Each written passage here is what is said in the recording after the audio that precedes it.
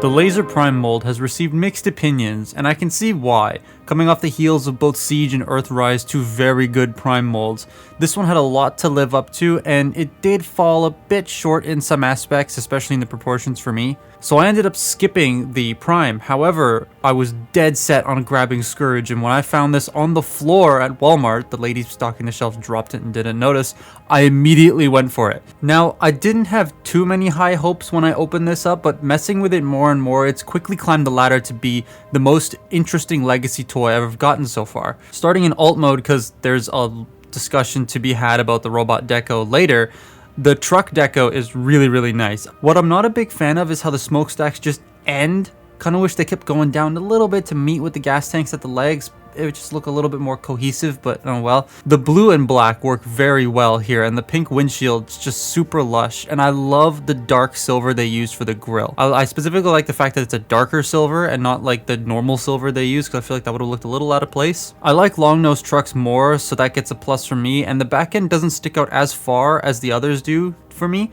Not like it was bad on the last two toys, it's just because the nose of the truck here is longer, the back just fits better than the other two versions that share the same legs. I do still hate how the gas tanks don't clip in when you fold them out, because they're constantly folding back in every time I pick this toy up. Surprised they haven't just put like a little thoop in there so it just goes click and stays in place, but oh well. One thing I want to mention before we move on to the trailer is that the truck feels like it was designed to be its own standalone release separate to the trailer. So you have the axe/shield thing and his sword, both of which have dedicated storage spaces in the trailer as well as in the truck. Very Last Night-like.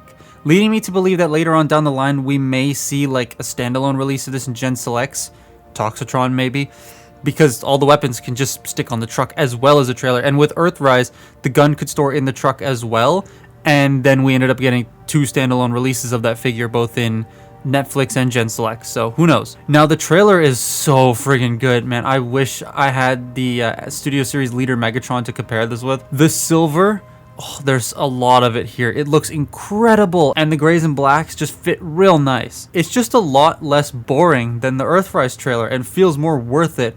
It also doesn't look too small on the Legacy truck versus the Earthrise trailer looking a tad bit small on the Earthrise toy. The trailer's tooling, though, is I think its biggest strength. There's a lot of tooling on this thing, making it really nice just to sit and stare at.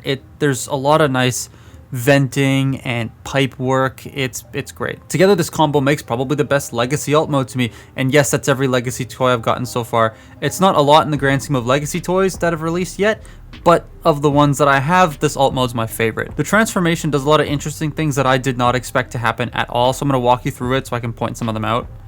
We'll do the trailer later, but right now I want to actually walk you through a couple things that this does that's quite interesting in its transformation. So the legs are, there's new tooling, and I'll show that off later, but they're pretty much the same as the old two Optimus Primes. But what is really interesting is how it does this entire midsection here, because I wasn't expecting this. I just thought it was going to be arms like sitting in here, you just pull this out, pull the head up, call it a day. But it doesn't actually do that, because the arms are back here. And then you open all this up, and then you're like, okay, there's his head. And then you get these panels open, and then you're like, oh god, what's happening? Because his windshield is down there now. So it's just a lot of really neat and interesting things that this does to pull off. It's relatively simple transformation, at least from all like the past versions, including the Fantobby one. They're all just the same generic thing, and this actually has a spin on it. And I like that, because a lot of what made Siege, Earthrise, and Kingdom kind of boring to me was the fact that they were just the G1 toy transformations a lot of the time, but, you know, repurposed. This actually tries to do something new, and I find that extremely more engaging and more enjoyable, which is why I keep flipping it back and forth. Like these panels right here, they come up to fill in the torso. That's just so neat how that works, and then the whole, like the way that this flips out is really cool. And then you clip those in. And then the way the arms work as well, they're on ball joints at the wrists. So they do a little extra flip. And it's not much, but it is still nice to see that they included that little extra flip, because it gives it a little bit more flair during its transformation. And I like that. And then what really caught me off guard was the fact that he has this little gap filler. Like, what? You don't see that very often on modern day Transformers, and it just fills in that little gap right there, which is awesome. And that's Scourge's conversion. It's not super difficult, but it's just unique. And that's I love that bit of uniqueness. Robot mode is where a lot of people's issues stem from. So let's start with the colors. Now, you know I'm a huge fan of trying new things on characters, and I really like the direction of this deco. Old generations used to always be stuff like this, so I personally don't see the point in getting up in arms about it. However, with the most recent direction of them going all on accuracy, I can see people who are really used to that style now being upset with the change in direction. It's like the Prime toys we got from Legacy. They were just immediately not what we remember them. It's a bit jarring of a change, as we were eased into the whole G1 accuracy with Siege to Earthrise, Siege being G1 accurate but not 100%, and then Earthrise going 100%, like they eased us into it. But there are parts out there to make this look more RID 2001 if you want to. Speaking of which, the packaging, it says 2000 on it. That's because the original air date for car robots in Japan was like April 2000 or something, but it came out in 2000, so that's why it's there. But the box itself looks glorious. It feels superb. It's just a box I'm definitely going to be keeping. It looks really nice. Not sure if I'll keep the Deluxe or Voyager boxes, but the leader ones with the artwork, I love it. What I take issue with is the arms. They look too stubby. They feel way too close to the torso for those shoulder pads, and the length of them is a bit strange. Mine also likes to pop back closer to the torso a little bit, but I can fix that. It just feels like there's some leftover plastic there. The legs are Earthrise, but also not. So they're the same shaping, parts layout, and they look like the Earthrise toy, but upon closer inspection, they're different enough for me to not care that they're the same anymore. The backs are different, adding these ports and the below the knee panels. The wheels are new and thicker. The tooling under the wheels and in the wheel arches is brand new. The tooling on the front is entirely new. It's new parts. The knee pads are exactly the same though. That's really the only shared part. Oh, and the feet. Those are the shared parts of the bottom part. Like, they have their differences, but they look almost identical at first glance. The thighs are exactly the same, and so are the hips.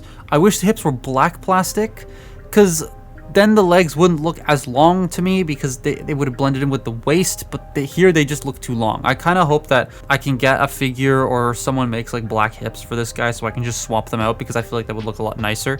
He's very poseable too, but those shoulder pads don't rotate, making getting his arms up a bit of a challenge. But you can work around it and still make him look badass. Love the head sculpt, and the light piping is just glorious. The back of his head is entirely pink, and that just catches light very well. It works so friggin', it just works so friggin' well. You can also fold these parts forward to expose some missile racks, so that's neat. They don't do anything, but they're there if you want them. The trailer unfolds into his battle platform and doesn't look that bad. Definitely a lot better than the Earthrise one. I like the little claw arm thing, like a repair bay for the truck. And I really like how the turret is detachable and can be used as a gun for the figure. So he actually comes with a bit of ranged weaponry. What I wish they put on here was the airlock system, but oh well. Still a neat pairing to see this gimmick from the original toy. I'm glad they kept it. The actual posing on this guy is pretty good.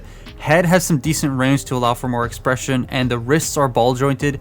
Everything else just feels standard apart from the slightly limited shoulders. Mine is a loose waist, but I can fix that later. That's not that big of an issue. He balances quite well though, even with that bit of the truck hanging off the back there, so that's nice. The Earthrise feet just work really well, and if it ain't broke, don't fix it, I guess. You can also open his chest to show this very flat matrix. One thing I love doing is taking pictures of this toy, just quick little poses and snaps. I wouldn't be able to get as fancy as people like Sixo, but the little quick portrait mode shots of some of the toys or night sight pics are just fun to do, and this toy is super photogenic. I need to start posting those pics on Instagram. I don't ever touch that social media, even though I do plug it. It's just, yeah, I just don't use Facebook products that much anymore. But the main reason I've been messing with Scourge so much is because it's so fun to take photos of, and I love that. I definitely recommend one. He's a lot of fun, even with his flaws, and in my opinion, it's a better deco than Prime. And with Velocitron being an exclusive, I'd grab it as soon as you see it, because if you take like a day to deliberate on your decision, he may vanish. He is a little expensive. I think he's like, after tax, maybe about 80 Canadian dollars, a little less than that. And that is quite a lot of money. And normally I would say wait for a sale before you pick something up that expensive, because 9 times out of 10 you don't want to pay full price for something like that. But because this is a very limited run of these toys, sure, he's packed 2 per case, but it's still an exclusive. I would definitely pick one up if you see one. because later on down the line, if you decide you want one, you're gonna have a tough time trying to find it. But that's my look at Legacy Leader Class Scourge. Follow me on Twitter and Instagram, and I will see you next time. Bye bye.